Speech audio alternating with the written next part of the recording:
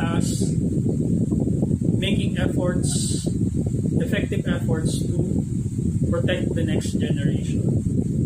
Okay. So, I would say if someone would claim that they're chosen, check their background.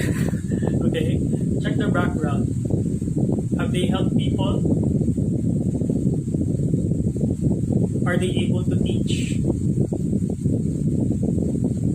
Do they make sense? Have they undergone through some hardship in life? That's one sign of chosen is oppression. Okay, the chosen one would start off with people trying to oppress them because they are totally different. Okay, so they are totally different. Okay, whether they're different because of their past life, they're different because their soul is from a different galaxy. They're different. And that difference they hold on to in order to move humanity forward. Okay. So if you find someone just using that term loosely and then start injecting some Bible quotes and all that, get rid of that person. Okay?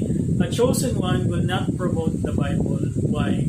Because that book is corrupted by the system and is being used by the system to proliferate suffering and ignorance. Okay? The identities in that book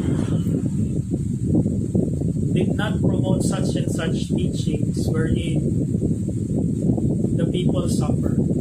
Okay, so that's one thing you need to think about. Okay. Alright, so next topic is universal oneness.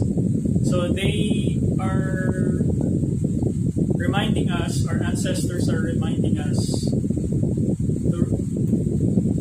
that we are all one, no matter what kind of human being you are, or what kind of animal, plant, or whatever spirit you are, we are all one. Okay, so we all return to the same universe. Okay, we all have to we all